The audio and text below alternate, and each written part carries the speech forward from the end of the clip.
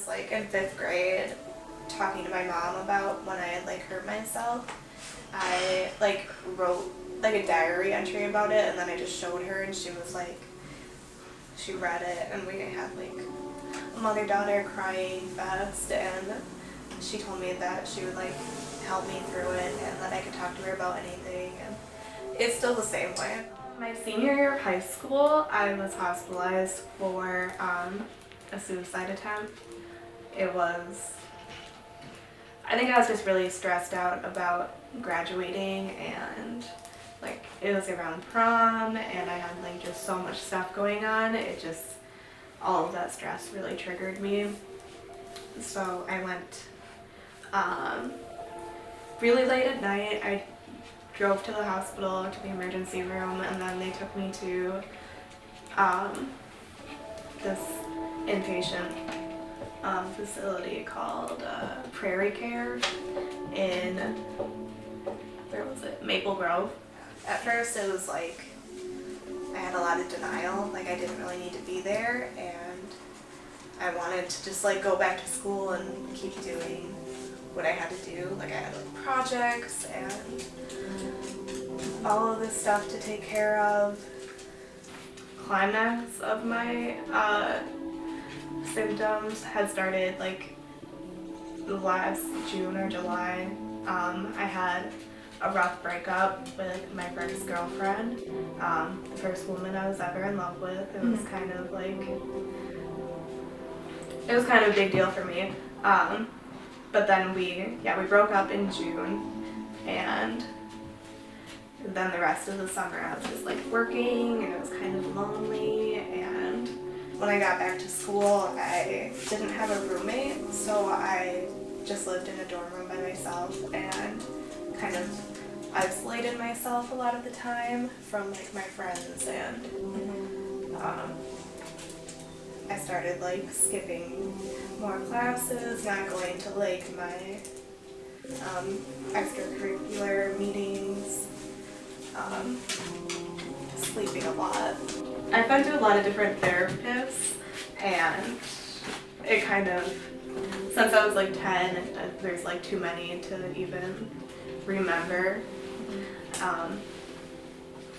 And they all have been great, but I'm still kind of working on getting somebody that I can see like on the regular.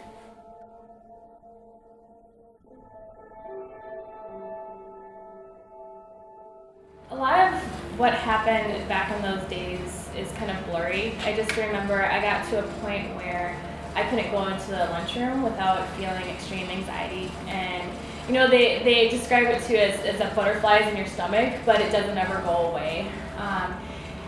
And it's so funny when I start to think about, you know, how I felt. I get some of that, like I couldn't breathe, and I would always get this feeling like in my chest that was just very tight.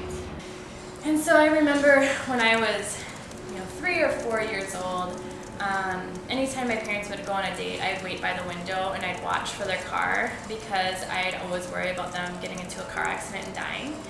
And I used to just come up with plans for what I would do in response to, just these great traumas that would happen, or, if things happened with my friends, or if something happened in school. Like I just would always plan for the worst case scenario.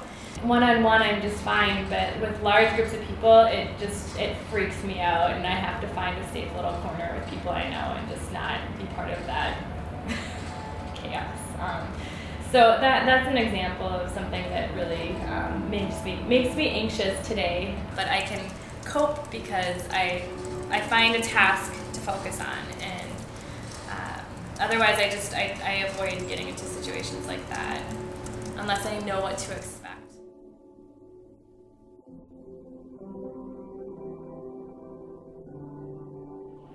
When the big signs would be is no matter if I woke up and it was bright and sunny out, I was just crabby, and I just was mad at the world, and I was feeling sad and hopeless. And so we went to, I think it was Austin, my mom and I, and took a test and found out I was really depressed.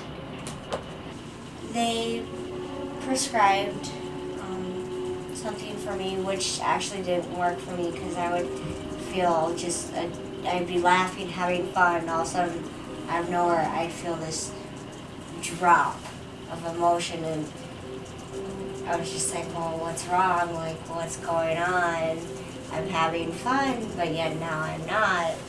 So I just stopped taking it, and I tried to look more on positive things, and if I did feel sad, I kind of, just thought to myself, well, what's going on? What is this actual something that I'm upset about, or is this my depression where I'm just in a blah kind of state?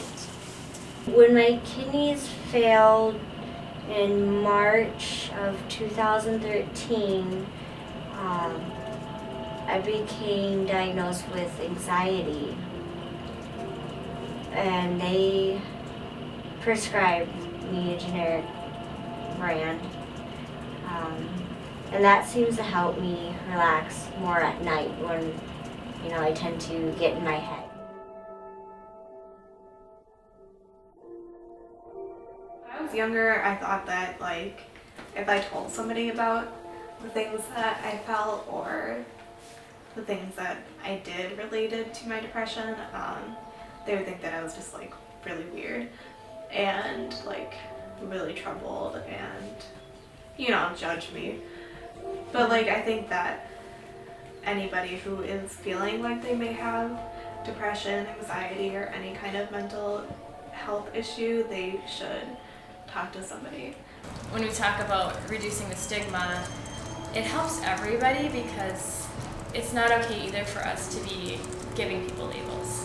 It's far more common, than we realize, and that's something that I didn't know back in the day. I thought I was completely different than everybody else, and then when my world expanded, there were so many other people who had similar struggles. It's just that we had to come to that authentic relationship with each other, and it's been interesting for me to see as I've recognized and I've matured, where it's not about me anymore. It's about helping people. Everyone's allowed to have their moment of feeling down, but if they just stay in that state of mind, it's not positive. It doesn't help. I know it feels that way where, I can't get out of this funk. But you do have to be like, all right, just like stubbing your toe out. Okay, cry about it a little bit. You gotta kind of just like, all right, you can do this. Just breathe. All right, okay, I'm gonna feel this for a little bit, but it will get better. It's not going to be bad forever.